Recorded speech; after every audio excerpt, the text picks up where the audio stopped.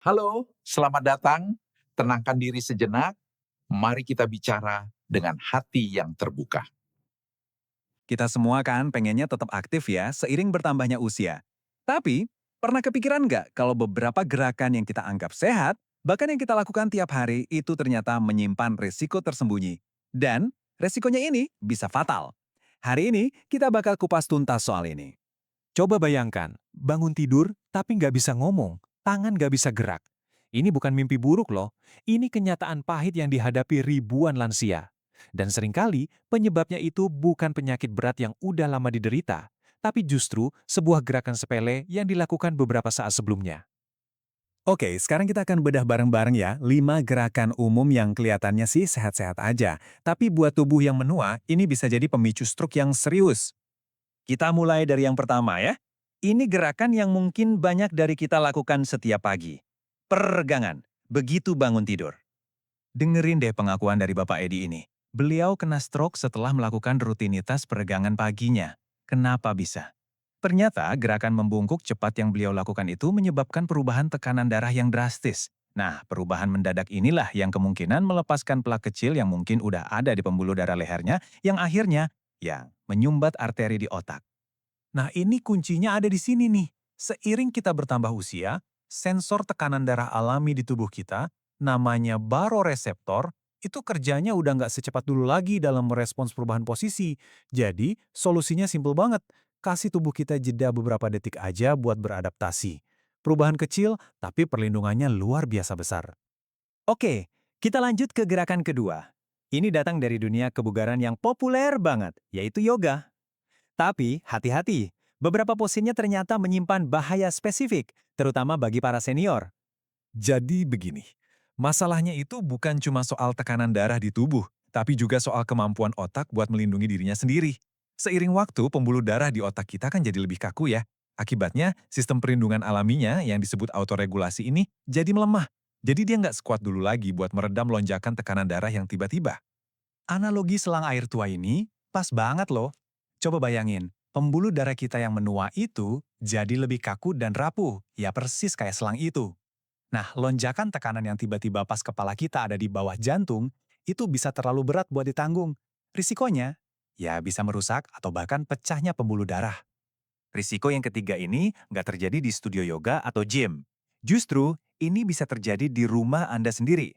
Waktu lagi ngapain, waktu lagi ngerjain tugas sehari-hari, kayak bawa belanjaan atau ngangkat keranjang cucian. Bahaya yang sebenarnya itu ternyata bukan pada berat bebannya loh, tapi pada refleks kita buat nahan napas pas lagi mengejan. Nah, tindakan ini, menahan napas ini justru menciptakan lonjakan tekanan internal yang dahsyat, kayak bom waktu kecil di dalam tubuh kita. Kebiasaan mengejan dan nahan napas ini nih benang merahnya. Karena lonjakan tekanan yang sama berbahayanya juga bisa terjadi pada gerakan lain yang kita anggap jauh lebih sepele, bahkan yang nggak melibatkan beban sama sekali. Kayak gerakan yang mungkin paling sering kita lakuin. Apa itu? Berdiri dari posisi duduk. Sesuatu yang kita lakuin puluhan kali sehari tanpa pernah mikirin kan? Ini kejadian sama Ibu Karina Dewi, seorang pensiunan kepala sekolah berusia 79 tahun. Stroke-nya dipicu oleh tindakan sederhana, berdiri terlalu cepat dari kursi setelah selesai baca buku. Jadi, pelajaran pentingnya apa di sini? Di tahap kehidupan ini, kecepatan itu bisa jadi musuh kita. Gerakan yang pelan, yang sadar, yang disengaja, itulah sahabat terbaik buat menjaga kesehatan otak kita. Oke, poin terakhir kita ini membuktikan kalau niat baik aja tuh kadang nggak cukup.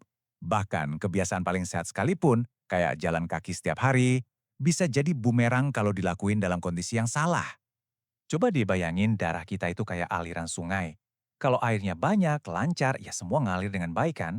Tapi, pas airnya surut karena kemarau, atau dalam kasus kita, tubuh dehidrasi, aliran jadi lambat, terus endapan mulai numpuk. Nah, begitu juga dengan darah kita. Kalau mengental, jadi lebih gampang menggumpal.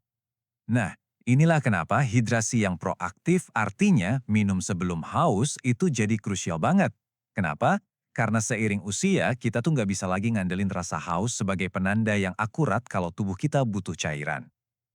Oke, setelah dengar semua risiko ini, mungkin muncul rasa khawatir ya. Wajar kalau Anda mikir, waduh kalau gitu mendingan saya diem aja deh. Tapi jawabannya tegas, jangan. Tujuannya bukan buat berhenti bergerak, sama sekali bukan. Tujuannya adalah untuk mulai bergerak dengan bijaksana. Informasi ini bukan buat nakut-nakutin ya, tapi buat memberdayakan. Karena pengetahuan itu alat terbaik kita buat bergerak dengan aman dan percaya diri. Oke, yuk kita simpulkan dalam 7 prinsip sederhana yang bisa langsung Anda terapkan. Pertama, selalu pemanasan ringan dulu. Kedua, jangan pernah ragu pakai penopang. Ketiga, dan ini penting banget, bergeraklah perlahan. Kasih waktu buat tubuh Anda. Keempat, minum air sepanjang hari, jangan tunggu haus. Kelima, ingat ya, selalu bernapas, terutama pas ngangkat sesuatu. Keenam, peregangan itu bagusnya pas otot udah hangat, bukan pas masih kaku.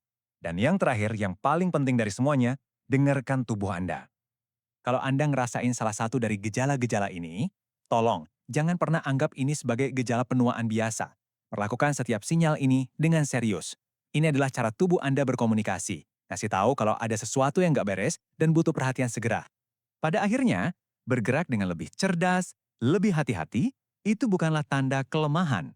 Bukan berarti kita kehilangan kemandirian. Justru, sebaliknya. Itulah cara terbaik buat melindungi kemandirian Anda, buat memastikan Anda bisa terus menikmati hidup yang aktif dan bermakna untuk tahun-tahun yang akan datang.